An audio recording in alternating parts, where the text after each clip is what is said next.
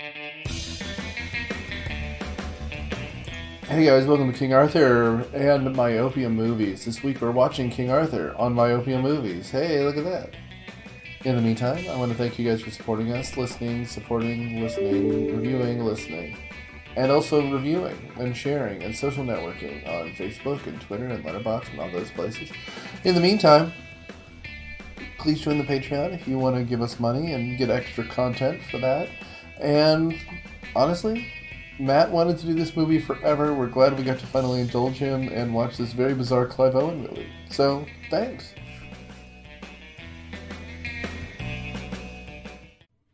Welcome to Myopia Movies. This week we visit Clive Owen in the second worst rated King Arthur movie. Don't worry, guys. We're not going to ever do that 2017 one directed by Guy Ritchie. I would rather watch that one again. Really? Yes. Oh, God help us all. How about this? Once again, Clive Owen doesn't invite his mother to a premiere. I'm Nick Hoffman, host of Myopia and Riffer on Cineprov, and on panel we've got Matthew W. Quinn. If you like historical fantasy, you should check out Battle for the Wastelands, my book, and watch this once. Wait, you have history in your book? It's based on stuff. We'll get to that later. And I'm Jeremy. Hi. Hey. It's good to have most of the regular crew back together again. We've had a lot of guests in the last couple months. Daniel is locked in the trunk of my car. He annoyed me too much. That's right. Yeah, he doesn't matter. He's fine. Anyway, so, despite the fact that Sudsy is out in the cold on this cold December Eve, we're here to talk about 2004 in what actually is a pretty stacked cast. I was surprised at how many people I recognized in this movie that I had barely remembered. I saw this in theaters. Anyone else? I did. Yep. Yeah, and what did you think in theaters? When you left the theater in 2004, you were probably, just graduating college? Yeah, that was my last year. Yeah. So what did you think as a filmic person? I didn't think much of it. Yeah, I mean, that sums it up pretty much. I thought from the trailers it was going to be such an epic, man. Yeah. Oh, God help us. Matt? I remember liking it. It's just that I also remember that the closest thing they have to the mythology's love triangle between Arthur, Guinevere, and Lancelot is a bunch of meaningful stares, and I do remember that even more so now. Now I'm going to turn into Nazi Gandalf. Oh, sorry, King Cerdic. Yeah, so Matt is going to give us our plot synopsis, but if you haven't seen this is supposed to be the quote-unquote historically accurate story of Arthur, where he's a Roman something operating in Britannia with first the Celts are against him, and then at some point they join him to fight off the Saxons, right? Yeah, so it's based on the theory that the legends of King Arthur are based on a Roman unit of Sarmatians, horse people from Central Asia who were deployed in Britain at one time under the command of a guy named Lucius Artorius Castus. And so Clive Owen's character is supposed to be like his grandson or something. Right. And so it's the last days of the Roman Empire. Clive Owen is the commander of a group of Sarmatian cavalry who are all played by British people. And they're supposed to be given their freedom after 15 years of military service, but Saint Germanus, who is a Catholic leader who was a Roman officer at one point, basically wants them to go on one last mission before he'll give them their walking papers, which I could swear this is some sort of commentary on the Iraq War stop-loss. And they have to go rescue a Roman landowner living north of the wall for some reason from the invading Saxons who are landing in the completely wrong place, led by Stellan Skarsgård playing what I call medieval Nazi Gandalf. And mayhem ensues. I would say, Hitler had more charisma, but... I mean, at least he could give a rousing... Yeah. Scene 1. In voiceover, we literally get, by 300 AD, and then you realize we're in a bad shit show. And they couldn't even hire, John Larroquette Stone to give us our intro. That's for Jeremy, apparently. Yeah. The Roman Empire extended from Arabia to Britain, but they wanted more. More land, more peoples loyal and subservient to Rome. But no people so important as the powerful Sarmatians to the east. Thousands died on that field. And when the smoke cleared on the fourth day, only the Sarmatian soldiers left alive were members of the decimated but legendary cavalry. The Romans, impressed by their bravery and horsemanship, spared their lives. On screen, 4:52 AD. Holy crap, this movie is pretentious. Right? And then, like, at that point, they're kidnapping Lancelot, right?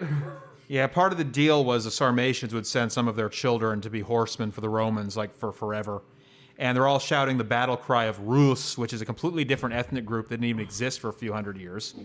Like, the fact they try and get some of the history right means the stuff they do get wrong, like, it's set in the right time period as the historical Arthur would have lived, but the rest of it is so bad, it's even more noticeable for it. Yeah, this movie thinks it's doing something. And I mean, Jeremy and I have already talked a little bit about, like, Anton Fuqua, which we should do on mic. But, like, he is nothing if not a pretentious director. Like, he is trying to say something, and God help us. But, like, okay, so this is supposed to be the story of King Arthur. The first person, of course, we're introduced to is Lancelot, for some reason. But, like, all this is a huge mess. Yeah, they could have had the flashback we see later with Arthur as a child and begun the movie that way. Right. That would have been interesting. I mean, they could have done a lot of things, which feels weird saying because this has been told 30 fucking times already, and most of them have been better than this. Well, this and that King Arthur 2017 one we're never going to do. That, at least, both of them, they try and set it in the post-Roman period instead of fake Middle Ages. Every sense because, like, this is so fucking boring. And further, I mean, we can just get this out in the open. Nothing happens in this movie, and then there's a 20-minute battle scene at the end. This is such a... Like, this reminds me of that 13th Warrior movie we did earlier this season for Patreon, I believe, only. But, like, they're trying to do something. And I'm sure if you're Clive Owen and your career has always been swings and misses, you're like, I'm going to be the first king of England. Oh, boy. And you're just wetting that fart, man. This is just nothing. Nothing! And I mean, I agree with Matt's fundamental argument here, which is pick something. Mm-hmm. Make it historically accurate or not. And if you're going to make it historically accurate, just hire the fun Monty Python guy. Do it as a documentary! Or make a movie. This tries to do both. You can't do both. This is really weird. All of this is weird. Yeah. So Matt, take us through the plot. Let's just do it step by step. Okay, so you see the Arthur and his, what they keep calling knights, even though knights is a term from much later, they probably call them equites or something, are escorting what's supposed to be a Roman bishop to the Hadrian's Wall. Right. And they get attacked by woads, which are Celtic guerrillas. Woad is kind of like calling your enemy like a kraut, kind of soldier slang for them. And you said it, not me. You're fine. And they escort the bishop. The guy in the carriage, it turns out, isn't the bishop. He gets killed. The actual bishop is with the soldiers because apparently he was in the military at one point. Yep. And he, never mind that they make the late Western Empire sound like it was a Catholic theocracy when the Pope was still under the emperor's leash at that point. So we have a bishop giving orders to soldiers, which is a problem. And they're supposed to be freed from their 15 years of service. But no, they have to go north of Hadrian's Wall to rescue the Pope's favorite godson, who will be the future Pope, basically a really kind of annoying Italian teenager and his even worse dad. Yep. And so even though Arthur is very upset with him, this man is still the boss, so he's got to do it. And he basically asks God if anyone has to die, let it be him and not his men, because this is a screw job. Yeah. Okay. And so off they go. And, I mean, so... I don't even know how to tackle this movie because it's just such an utter mess. If they hadn't gotten so much historical stuff wrong, I would have probably liked it a lot better. Like they could have just had a Roman general giving the order, and it's pretty obvious he's doing it as a political favor for somebody. Yeah. Rather than making the late Rome sound like it was again. He talked about there being a papal army. No, there was not a papal army, not at this point. Okay. So, I mean, and then he really seems to love Pelagius, but gets a lot about Pelagius wrong. I mean, beware. This is going to be like Revenge of the Sith level Matt rage here. Okay, so I guess what we should talk about a little bit. It's directed by a guy named Antoine Fuqua, and I don't know why I'm having such a hard time with his name this time, but he's known for directing music videos by Coolio. And, of course, he won the Academy Award, I believe, for Training Day. No, Denzel did, but But okay, so it won Academy Awards. yeah. Wait, didn't he win for Glory too? Yeah. Okay, so Denzel Washington needs to be in more movies. Yeah. I'm going to make a statement. Hollywood should not make another Robin Hood movie, King Arthur movie, or what else we got? Sherlock Holmes. Sherlock Holmes movie for 30 years. Just let it die. It's been too long. Make a King Arthur movie with Denzel Washington in it. He's like a Roman legionary from somewhere else. Okay, you're allowed to do it if you can do variations on a theme. If you made a stand-like apocalyptic movie around King Arthur looking for the Holy Grail in the modern era, and it could be like Cyberpunk 2077, with just dildos appearing for no reason. You mean they release it too early? Most Hollywood movies are released before they're done. That's true. Like, ask any visual effects artist. Movies aren't completed; they're just released. This is Jeremy and my regular plug for Corridor Crew. Yeah. One of the best things that exist in the world today. Yep. Them and Binging with Babish if they could just run the world, I'd be happy. So we have this whole mess. I mean, Training Day is fine. He also did, most recently, Magnificent Seven, Equalizer, Olympus Has Fallen. Oh, garbage. Yeah. Oh, garbage. I've got Olympus Has Fallen on my next Netflix list, but I haven't watched it yet. The sequels are fine because they understand how stupid they are. Yes. Like, Olympus Has Fallen this movie takes itself so seriously, and that's its biggest downfall. You're just like, oh, there's nothing to this. It's just everyone being so serious and sad. And Well, Boars is hilarious. I loved Boars. Well, and The guy who's got like 20 kids and doesn't know their names. and is not married to the wife and all this stuff, and that's his last line. He goes, "Great, now she's going to want me to marry you," and she goes, "What makes you think I'd take it?" Because whenever there's funny, they turn into Monty Python characters.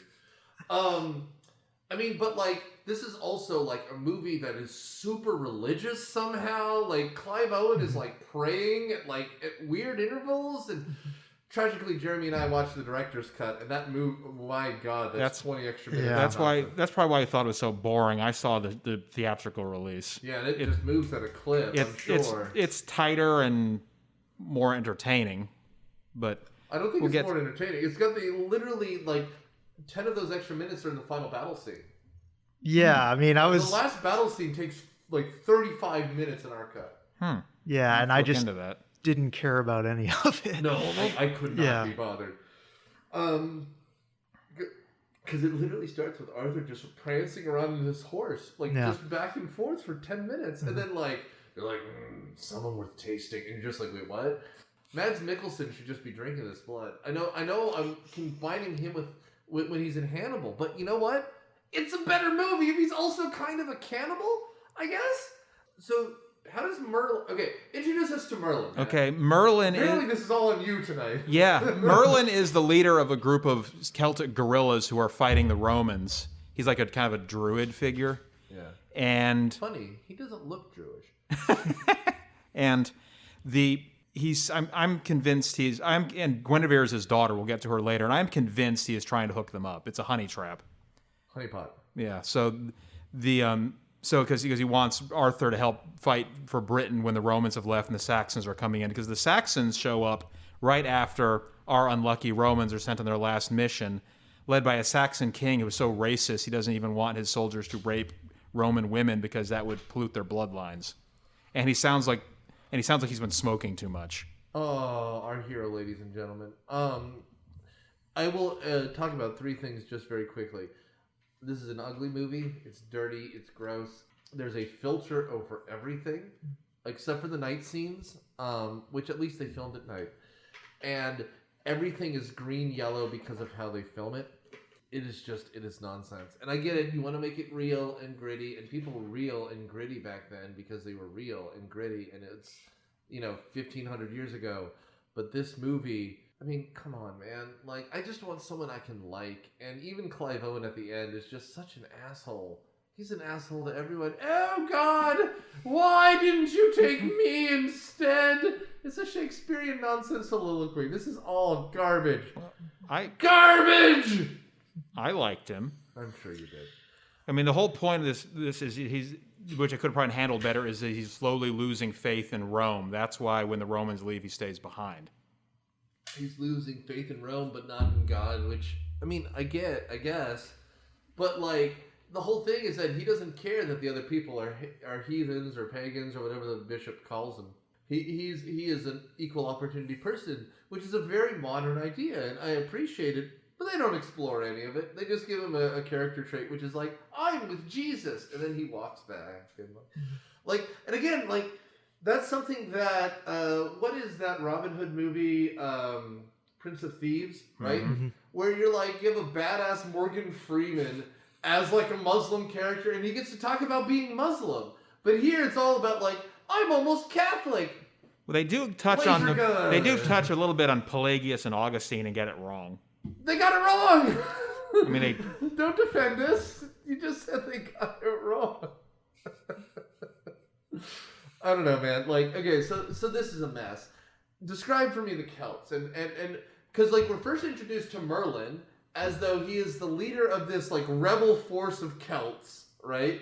And he's on a hillside with his face painted like a Smurf, because that's what the Celts did. As we learned from Academy Award-winning documentary Braveheart, right? Academy Award-winning anti-Semitic documentary Braveheart. And like the blue paint, that looks good. And again, nothing against the actors here, because Stellar Skateboard and Keira Knightley are rocking it. They're doing a great job. It's just that their dialogue is nothing. Yeah, the Guinevere's attempt to flirt with Arthur is basically haranguing him about politics. And nothing gets me harder. And guilt trips. And so eventually they make it out to the Roman outpost at Hadrian's Wall, and you see basically the Roman landlord is a complete jackass who is convinced everyone that he speaks for God, and he's tyrannizing everyone, and he's got a bunch of woad prisoners walled up alive in his basement with a couple of priests to convert them before they all starve to death. Yeah, and he's like, this is not Jesus or whatever, and then they free him, which is pretty good. And Clive Owen, this is when he starts to realize how sinful even Christian Rome is, when he realizes what they're doing. And then the Saxons, complete with their ominous drums, start showing up, and he decides he's going to evacuate all the peasants, not just the douchebag and his son. And the Saxons end up catching up with them when we have the battle on the ice, which is actually pretty fun. Yeah, that's pretty much like the only decent part of this whole movie. Because you see Guinevere and Lancelot get to be smart aleck, and Arthur is kind of clever. He's like, get the Saxons to bunch up on the ice so they break through it. Yeah. And Dagonet goes out like a boss. He's one of the lesser Sarmatians. Like, Bors has a personality because he's got like 20 kids. Lancelot is a smart aleck who's kind of Arthur's right-hand guy. The others all kind of run together. And crossbows that have a problem, they're too short-ranged. They are like 100, 200 years ahead of their time here. I think especially the one that kills Lancelot. I think, well, there were crossbows at one point, but would the Saxons have had them? Oh, absolutely not. I'm just saying, like, this is all like, here's why I hate steampunk nonsense. Like, this is steampunk nonsense. Yeah, and they're on their way back to Hadrian's Wall, which the Saxons are landing what's now Scotland rather than down along the coast, which what is called the Saxon Shore. Oopsies. Right. And Guinevere decides just to go for a nice long walk, and Arthur follows after her, and there's Merlin.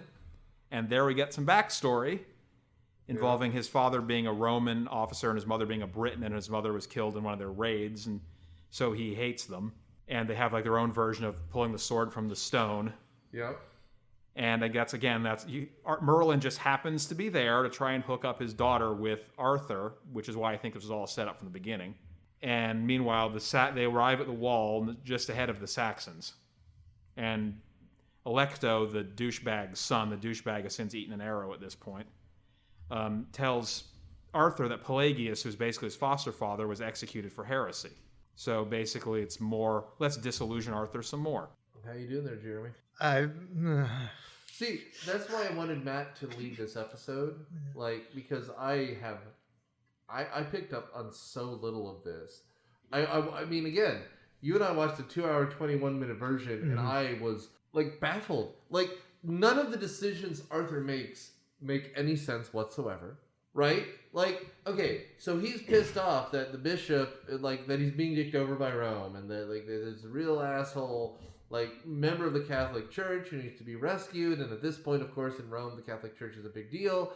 But since we're told the year, and the year is way too late for any of this to make sense. It's 438, right? Whatever, it's 430 something. At this point, the Roman Empire, 452. The Senate has already met for the last time. At this point, we've already had a king from the Goths, right? There's nothing going on here, and the Roman Empire has no power, and this is the Romans are pulling out. This is the last helicopters out of Saigon. Oh, Vietnam! And if there's one thing I've learned about American diplomacy, you never pull out. You just keep pounding it until it's a disappointment. That's a Carlin joke. Well, I think the idea is that he's getting more and more disillusioned with Rome, and Guinevere is jumping his bones. She just basically comes in and climbs on top of him to get him to stay behind to fight the Saxons. This is all a plan. That's right. So, when does Merlin turn from an enemy into a friend? Probably around the time Arthur has a chance to kill him and doesn't. Yeah, but why? Why doesn't he kill Merlin? Do we know? Because, I was watching the movie and I was literally confused by this. Because the first half of the movie, Arthur is seeing, that's an old wizard Merlin, he is. And he's there trying to protect something. And he's an evil wizard king man, right? And we don't see any magic this time. So calling him a wizard feels more like a racial slur. And then eventually, they're fighting on the same side because Arthur doesn't kill him. I don't know why. I have no idea why. I'm not sure if this is I'm not sure if Arthur has found out Pelagius has been murdered yet. So maybe he's already starting to doubt Rome, which means he's already maybe not going to kill the leader of the Woads. Ah, the Woads. I mean, the concept is sound. I just don't think it was executed very well. Gotcha. If this is his arc, his disillusionment with Rome, and why he decides to stay behind and fight for the people who are his enemies. And again, and this is exactly what that beautiful man across the table from me said. This movie is too complicated, man. Why do we need 6 extra plots? Why do we need him to woo the Woads or the Celts? Why don't we just have him fight the Saxons, man? That Saxon son is a piece of shit. He's a great villain. The Saxon dad is even better. Make it like any video game movie where, the Saxon son is the first villain. He's the Bond henchman, man. And, at the end, King Arthur's going to kill the dad first, and then he has to deal with the angry son. And, pow, you got a movie. And you know what that movie is? Entertaining. This is all Shakespearean soliloquy where you're just oh, King Arthur, you shall one day be the king. Well, they were going for character development, just didn't pan out. Of course, your version of the movie is also longer, so maybe they just had a bunch of lard in there. No, I mean, re-watching the version Jeremy and I watched, I didn't feel like it was that different. Yeah, I mean, obviously it's been over 15 years since the original came out, but I couldn't tell what had been added. It all sort of blended together. I just remember reading somewhere there was a different ending. It sounds like there wasn't. No, I mean, it ends with the wedding. I will say, so the last battle of this is the Battle of Baden Hill, right? Which is fought not on a hill at all. No. Much farther although, north. Prancibald is walking along a hill a bunch. Well, there is a hill. There is a hill where you see Arthur is in his full regalia with the standard riding along. He is. So there is a hill. So that's something. Maybe I was being a little uncharitable in my Twitter rant. I will say the way Monty Python deals with this is the following: Sir Bedivere the Wise was the first to become one of King Arthur's knights, but other illustrious names were soon to follow: Sir Lancelot the Brave, Sir Galahad the Pure, Sir Robin the not so quite as brave as Sir Lancelot, who had nearly fought the Dragon of Angnor, who had nearly stood up to the vicious Chicken of Bristol, and who had personally wet himself at the Battle of Baden Hill. Done! Yes, Sir Lancelot, who is set up as being the kind of man who goes after other men's women. He keeps claiming one of Boar's kids is his. That's true. And then he does some other stuff as well. So the idea that he'd go after Guinevere would be in character. Well, and that's also the Mort d'Arthur, right? Like, eventually he's banging Guinevere in bed with Arthur, which makes him a cuck, which means that the Republican right doesn't like him very much. You've been watching the Mists of publicly. You've been watching. That's right. You've been watching the Mists of Avalon, haven't you? No, that's literally the book. I've read the Mort d'Arthur.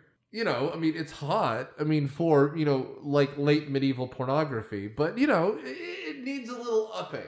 And since Pornhub has removed 85% of their content, you know, I see a potential future. Including maybe a pirated version of this movie. I mean, it's entirely possible. So, like, you know, that company who made, what was it called? Pirates? Like, the most expensive pornography of all time? This is what happens. They could do a version of the Arthurian legend. Well, I mean, Monty Python in the Search for the Holy Codpiece? Yeah, so the Saxons this is where things start breaking down. I'm the one who reads military books. By the way, it would be the Anglo-Saxons in this version. Yeah, well, so the Saxon king sends one wave of his army to take through into what's obviously a trap because he keeps his son back and lets a quarter of his army get destroyed for no reason I can tell. Yeah, the son he's given shit to the whole movie suddenly says, "Hey, stay back with me." Well, he's his son, even if he's mad at him.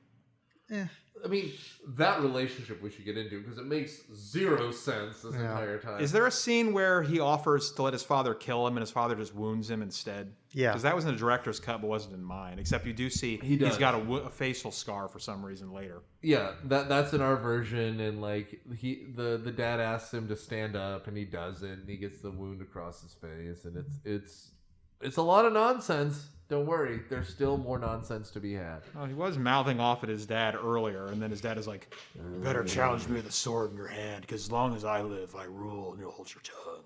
Why do they all have different armor? That bothered the fuck out of me. The Saxons are No, barbarian. the Knights of the Round Table. Well, it's only at the very end when they actually look like Central Asians, like they have the right armor. But why? Why? They're all Roman officers. Well, the Romans picked them because the Romans did not really have good cavalry, so they got it from other people. Yeah, but Arthur is in Roman armor. Why are the rest of them dressed up like they're like? It almost feels racist. I mean, this is like the conqueror level nonsense. Well, the Sarmatians were Iranian, so they would be more European than Asian, maybe. Fine, but they don't look pearly white. Dark hair. Just because you speak with an English accent doesn't mean you get to be every race on the planet.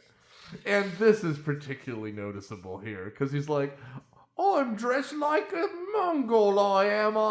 And you're just like, all right, buddy. And if that Mads Mikkelsen, who does it, the best he can with what he's got, is fighting with a scimitar at one point. Yeah, because most of the time in the movie, they don't seem that really Central Asian in their armor or tactics. But for the final battle, but in the final battle, they got full-on Turkic stuff on, scimitars, firing mounted archers, which makes them so dangerous in the first place.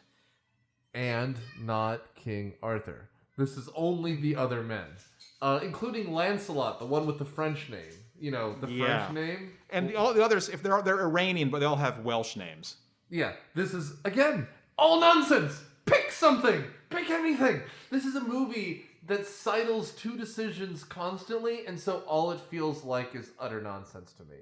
That's why Monty Python works. That's why, hell, a lot of things work. I just... This movie, to me, feels such a wet fart. You know what's even better? We haven't done it yet. But the Sword in the Stone by Disney. Because it just picks the first half of the Once and Future King. That's it. He turns into a squirrel at one fucking point. You know what King Arthur doesn't do? He doesn't turn into a fucking squirrel. This movie could have used more squirrel play. Because that other squirrel, sexy squirrel. They gave that squirrel boobs. I don't know why, but Disney... Tim Burton could have drawn them boobs. Disney was a weird place in the 70s. That is the end of my rant. I have nothing other to add. And so they fight for Hadrian's Wall, and the roads somehow have trebuchets. Did you realize Hadrian's Wall had a gate for some reason? Well, they would have had a gate, trade and stuff. But why do the Celts have trebuchets? Why? This is for you, radio audience, because I don't expect anyone here to know, because that's the level. You know what would have been a great scene? Arthur teaching them how to do that shit. Because that's something the Romans would have had, right? Yeah, or something. Yeah, but then that'd make the movie even longer. I mean, this is something that should have been either Lord of the Rings or shorter. So I saw the theatrical release and I thought it was tolerable. It sounds like our two other esteemed gentlemen saw the long version. Yeah, and it's just more of the same thing, which just serves only to stretch it out when that's not what this movie needs to be doing. Yeah, because the fall of Roman Britain, or at least preventing the fall of Roman Britain for a generation, that could be Lord of the Rings epic level. Either go big or go home. They kind of didn't either, at least for the director's cut. The theatrical release was tighter, but yeah, I didn't think it was boring. I thought it was just got a lot of stuff wrong. They didn't have to. Yeah. I mean, coming from someone who doesn't know all of the history behind this, even just as a film, it's boring. It's bland. Well, and to be blunt about Matt, you're right. It gets a lot wrong that it didn't have to get wrong, and that's the problem, right? Because that's Jeremy's point, too, right? If you want to make a historically accurate film, you could have done it. Or you could just tell a story, which the thing is, if there was a real King Arthur, he was probably a Welsh guy, or, like you said, a Sarmatian, but there's a story you could tell that could have been historically accurate. Instead, you chose to do neither. So the movie is just like, it's like halfway to thinking it's like filming a Shakespeare. Like, and you don't need to do that either. Just make a movie. Movies are things that have existed for a long time. You know what's like... Well, this is a movie. It's a movie that's iffy. Do like an Anthony and Cleopatra. Do like, do something with Liz Taylor. Like, that's a movie. That if you want to do Swords and Sandals, you could have. But instead you just get this like, I'm a mopey King Arthur and I'm going to walk around in a tunic and then my armor shows up and that means I'm talking business. There's so much stuff. Like, at one point they're in a medieval castle, and he's like, I have to help the peasants for some reason. No, you don't. And you know what's going to happen? Half your knights are going to get wounded and nearly die. That's on you, Arthur. You could have just left. And then the Saxons would have killed like 200 people. Who cares? He did. No, he was supposed to pledge himself to his knights, and instead, he doesn't, and 2 of them die. That's his fault. And he feels bad about it. Oh, the heavens, God, you were supposed to take me. That is a Shakespearean nonsense speech for no reason. Right? Yeah. You know what he could have done then? He could have said, God, my morals have changed. I'm here to protect those people from the Saxons. But he doesn't do that either. It's a movie where they want it both ways. And then he rends his garments like he's Tevye. And he's like, God, help me. I don't know. Like, here's the thing. They want the character to have a moral center, but that moral center keeps shifting, which means I don't care, right? Like, if the whole thing was to protect his Knights of the Round Table, and there are seats that are vacant because other men have died, and I carry their scars with me, which is how we're introduced to the Round Table, it would matter more if he didn't constantly be willing to sacrifice their lives for no reason. No reason, like saving 200 peasants from being murdered? But why does he care about them? Like, no, like, honestly, like, what reason? We probably saw the Roman guy abusing them in the name of God and felt guilty. But he beat the shit out of him for that. We have at least in the extended version, we have the scene where he, throws the guy off his horse and says, you do not treat them, right? Yeah, well, I think there's some whooping in this one, too. Well, good. But if that's the thing, like, why doesn't he just help them escape? He doesn't have to fight the Saxons. An entire army of people. Or he should have sacrificed only himself, which is, I know, what he starts to do. But, like, then the horses change because they could hear the war drums. And that scene's also pretty stupid. Because I guess it means that Merlin actually does have magic, which we otherwise never see in this. Well, the war drums are pretty cool. What I had a problem with is they're fighting the Saxons on the ice in winter. 2 days ride later, it's the on ice the wall. Is gonna... Sorry. 2 days ride later, it's the summer. Britain's got weird weather. It's not that weird. That's true. That's true. But yeah, I mean, we can talk about the end of this. What do you guys think of Keira Knightley in this? She's probably the most energetic person in the movie. She is, 100%. And that's, yeah, I mean, her first lines of dialogue, I mean, she doesn't speak for the first 5 minutes because she's like mostly unconscious. But when she does, she's basically giving Arthur shit. And I'm like, this is great. Yes, agreed. You get to talk about your favorite character, Bors. Bors is one of the Sarmatians, but except he has a Welsh name. And he's got like 20 children that he doesn't know their names. Yeah. He has numbers. His girlfriend with the baby cannot possibly be the mother to all of them. She's too young. And he's kind of like, she wants us to get married and give the children names. No, I thought he was funny because no, he's just. I like him. I'm giving you. You don't have to apologize. I think he's a fun character. If say Lancelot had any personality other than an erection, or who's the pretty one? Galahad. Yeah. Yeah, like if he had any personality other than being pretty. Yeah, like Bors. They develop. Bors, they give life. Yeah, let's see. Arthur is the religious idealist who breaks. Lancelot is the horn dog who goes after other men's women and is jealous and is like not really necessarily jealous, but he's very devoted. Arthur is like his right hand. Bors is the guy with 20 kids. Yeah. Those are the only ones I can really tell. It's better than 13th Warrior. I'll give him that. 13th Warrior don't really develop any of the Vikings at all. This movie definitely doesn't follow the rule of show don't tell. Oh, I mean, pretty much the only time where someone does something that shows their character is when the guy runs out to break the ice. Like, they're facing down hundreds of Saxons, but this dude's like, fuck it, I'm going to do what needs to be done, and runs out by himself. Leroy Jenkins. Yeah, to like risk his own life to break the ice. And I'm like, that guy suddenly became a badass because he, did something characteristic. Better or worse movie if they get Excalibur? They wouldn't have done anything with it. That's true. It would have just been like a slightly nicer sword. Yeah, that's all it would have been. Merlin would have had it. It's like, this is the official sword of the Celts. You see that Celt stuff on it. That's nice. Oh, God. Yeah, like Merlin had no point in this. Like, he literally stands in place for most of the movie. And at one point he goes, ah! And then they fire the catapults or the trebuchets. Yeah. That's something.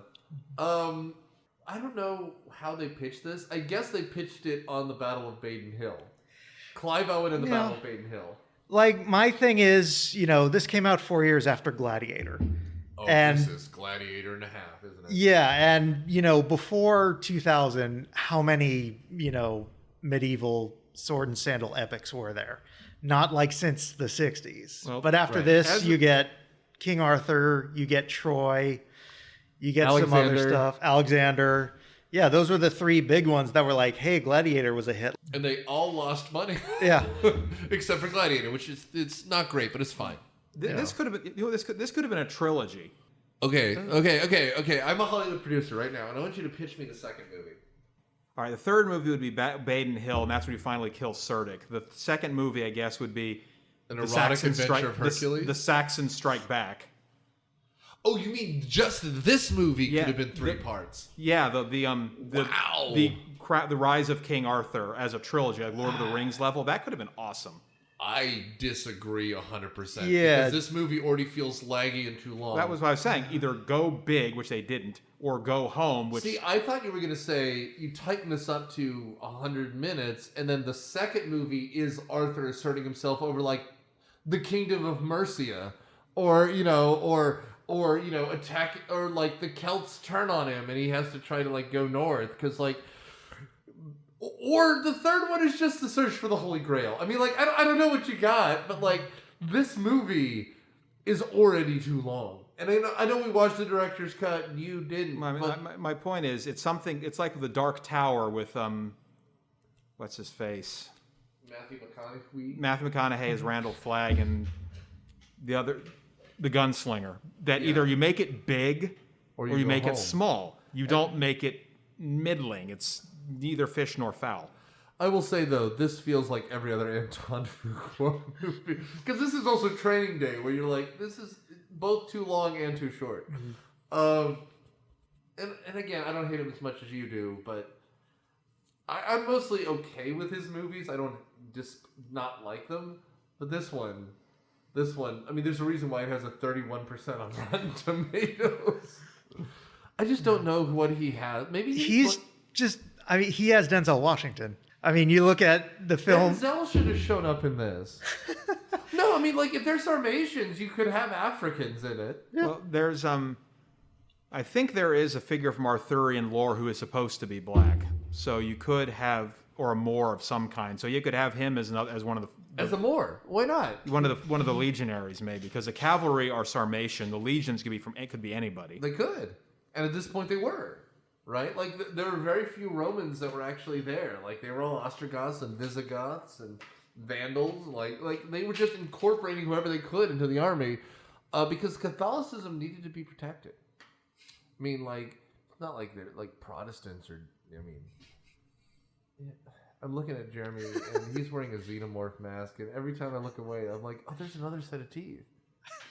Should we call him Immortan Joe from Mad Max? I mean, he's got the bald thing going. Rest in peace. Just recently died. R.I.P.D. Yeah, that's right.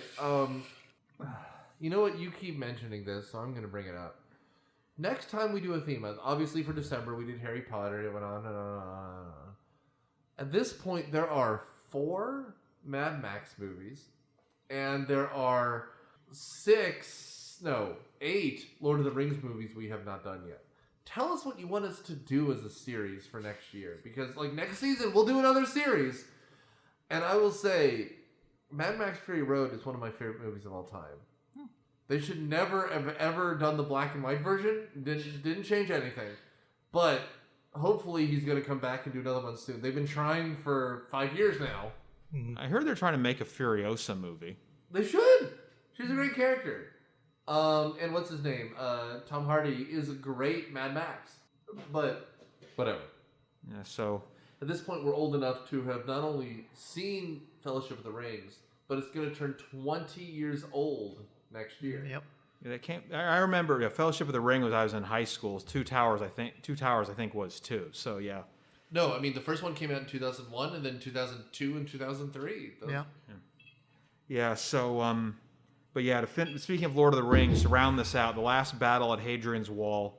That's one way to resolve a love triangle is have one of the guys get shot in the chest with a crossbow. But then he throws his sword and kills the guy who did it, taking him with him. And you got to help me here, Matt. What's the king of the Saxons? The Saxon king is Cerdic. His son is Cynric. So Cynric gets it. So Cerdic goes toe-to-toe with Mads Mikkelsen. They have a sword fight in our version that lasts 12 and a half minutes. And at one point, Mads is chopped across the entire body and the neck. His scimitar is dropped. He is going to pull out a dagger, and the king kicks the sword over, and they fight more. And then Mads gets another swipe at him. It's a fencing match in the middle of a brawl. It's fine. To your point, though, whenever those fights happen, everyone else disappears, which is weird.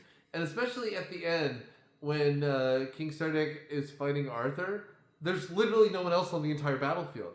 I paused it for a second. I was like, this scene is a lot of things, but it almost reminds me of The Longest Day. Like, there's shit happening everywhere. Mm-hmm.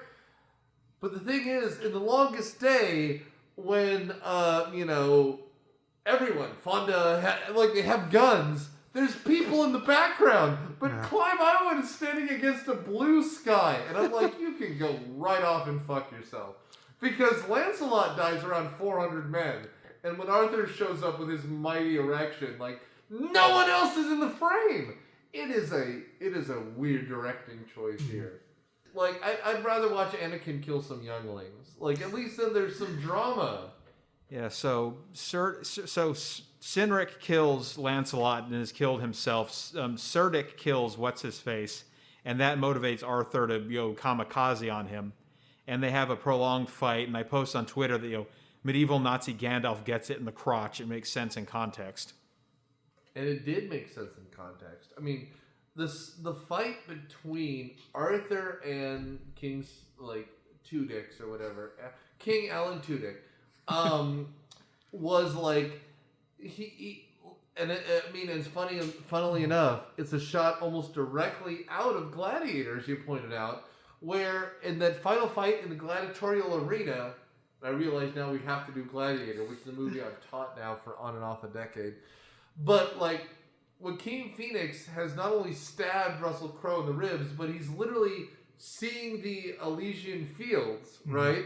But he does the thing where he stabs behind himself, And then Arthur does it like 6 more times, stabbing the king, presumably in the genitals, because he's on his knees and the king is standing above him. So he's like, jiggity, jiggity, jiggity. And that's where circumcision comes from. Well, he wanted to make sure there's no more Cynrics. That's right. And the king falls like, whoop.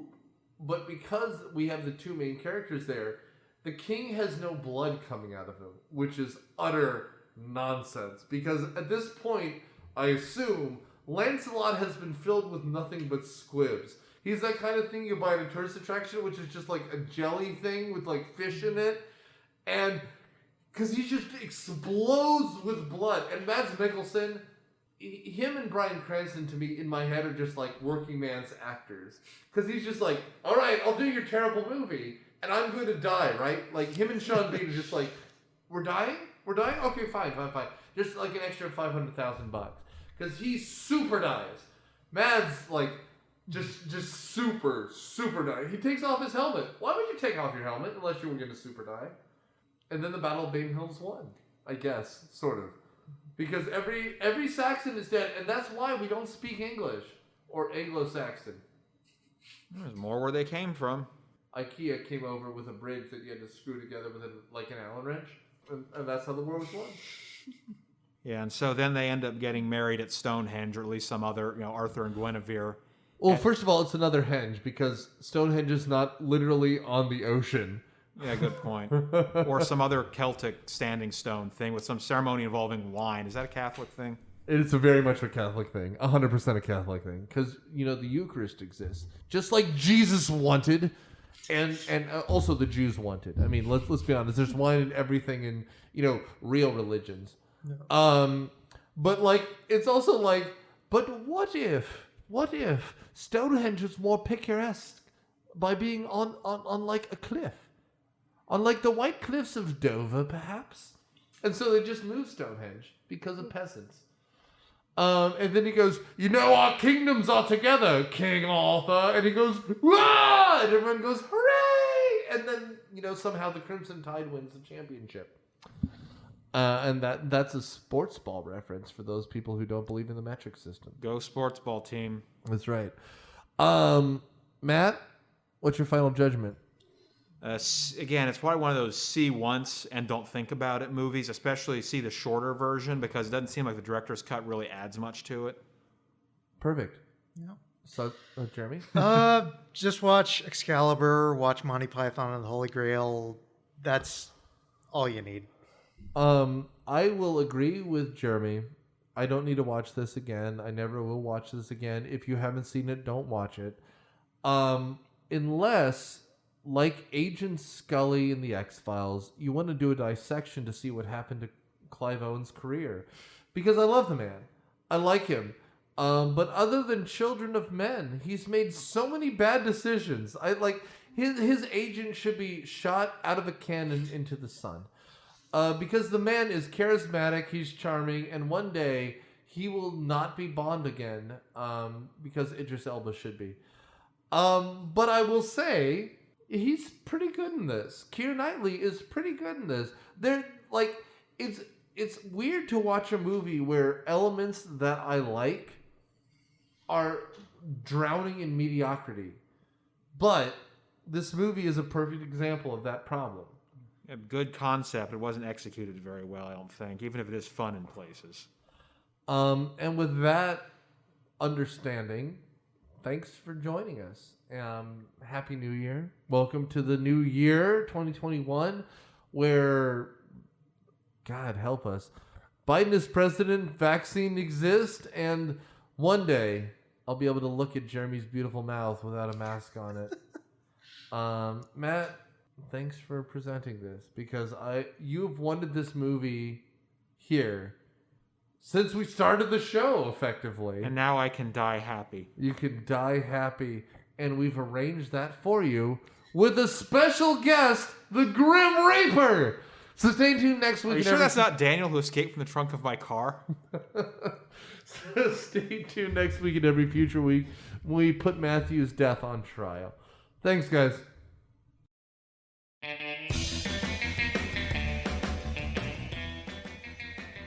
Myopia Movies is a production of Dude Letter Podcasting. It is hosted by Nick Hoffman, edited by Nick Hoffman and Daniel Sudis. The theme song is Surf Shimmy by Kevin MacLeod. Find his music on Comtech.com. It is registered under the Creative 4 license. Our regular panelists are Matthew Quinn, Daniel Sudis, Nick Hoffman, and Jeremy Reibel. Thanks for listening. Please support our Patreon at patreon.com/myopia. Thanks, guys.